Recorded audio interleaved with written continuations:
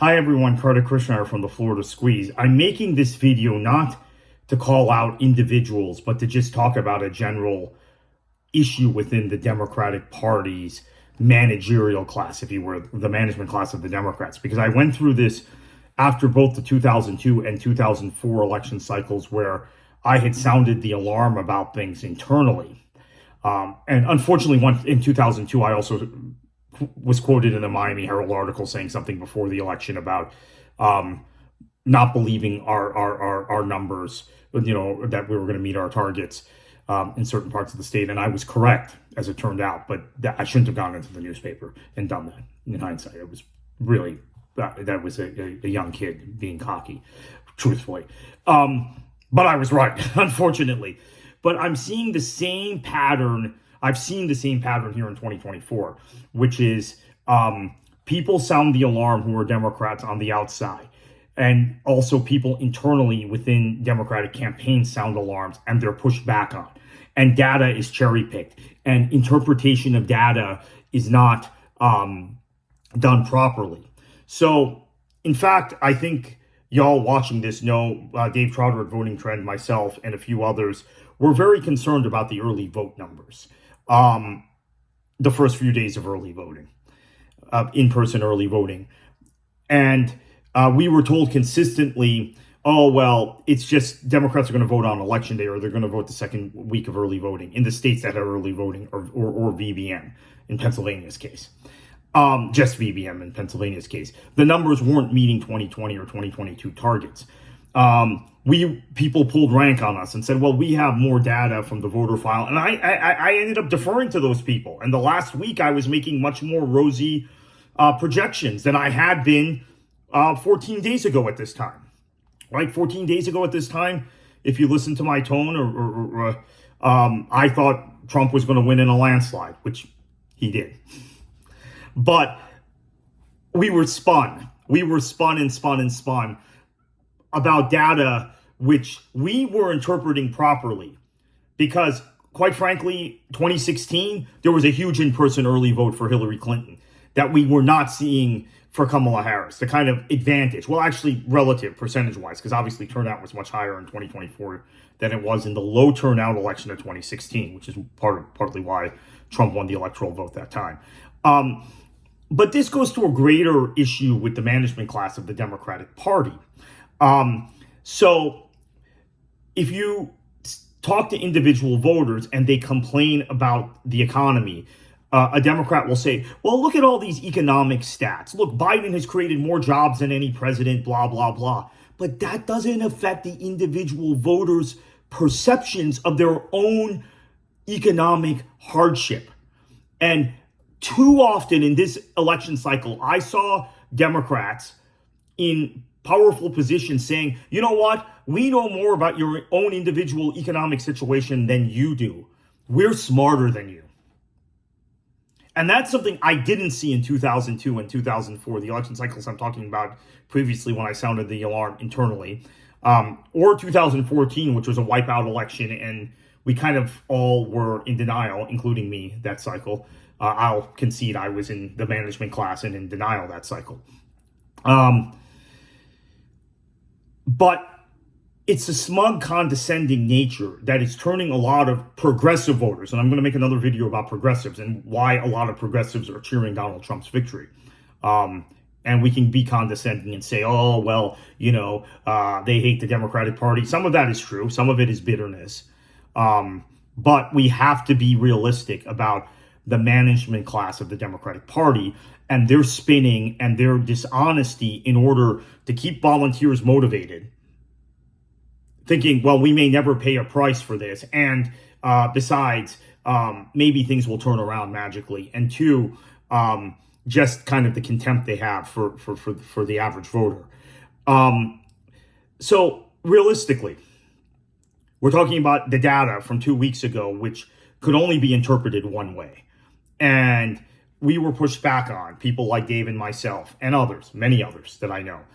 And we were pushed back on pretty aggressively privately.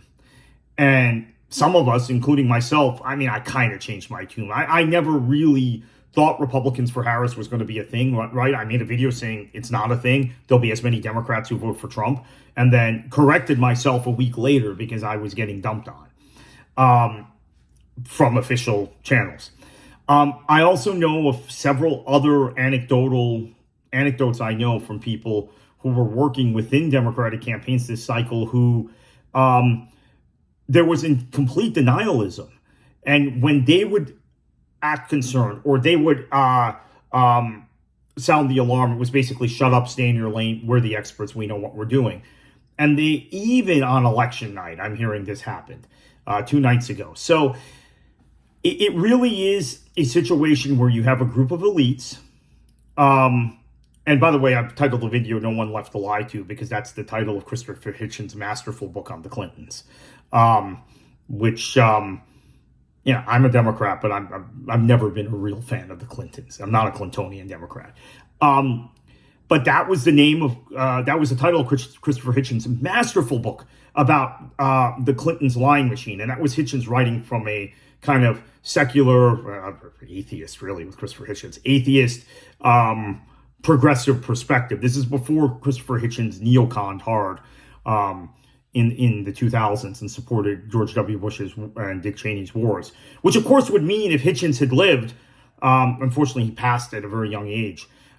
If Christopher Hitchens had lived, he'd be very comfortable in today's Democratic Party, right? He would have been waving the flag for Kamala Harris because that's where the neoconservatives are. No commentary on that, by the way, here. I mean, I genuinely love and respect a lot of those neoconservatives and think they put their own careers on the line based on principle in this election. And, now they might pay the price. But anyway, back to the managerial class of the Democratic Party. They are living in a elite bubble, whether it's in Washington, D.C. or New York or Los Angeles. Those are like the three center, or the Silicon Valley area, although that one's kind of breaking down. But let's say L.A., New York, D.C. They live in that bubble. They talk to one another. They engage in groupthink. They are all fairly economically well off because they made money off of Democratic campaigns or government contracts or whatever. So they then take that groupthink and they project it on the rest of us. And when we say we're seeing something different, I'm seeing something very different on the ground in Florida. Someone else is seeing something very different on the ground in North Carolina. It's like, shut up. We have more data than you. We're smarter than you. In my case, because I've been around for so long and I know so many people in the party and or in and around the party, and I called things correctly before, there was a little more deference to my fear. But then the pushback was, hey, Kartik, really? 2024 is different than 2020 or 2022 or 2016. It's a new election, which is true to us. Every election is somewhat different. So the data, the nowcast modeling, all the things that you're doing based on 2020 and based on 2016 and 2012, that doesn't apply to 2024. It's different. And we know it's different. Yet we're going to be very condescending to the voters, the same voters we need to vote for Harris and for Democratic Senate and House candidates and legislative candidates and constitutional offices and all over the country, because we know better. We know best. We see the economic indicators.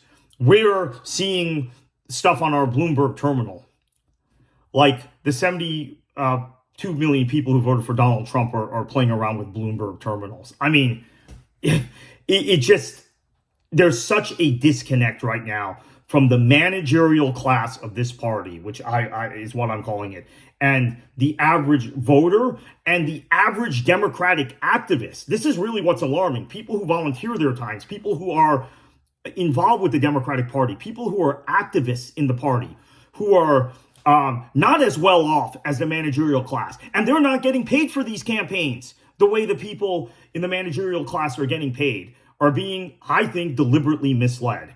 And that's why I'm making this video. I'm calling it out. I think it's a systemic thing. It's an elite thing, and it really stinks. And if you want to have workers in 2026 and 2028 in the future, Democratic elites, you got to change your attitude. You got to take the lessons from this defeat, much like we did after 2004. We came back in 6 and 8, and part of it was Iraq War, part of it was the fresh face of Barack Obama. But we came back and we took the country back.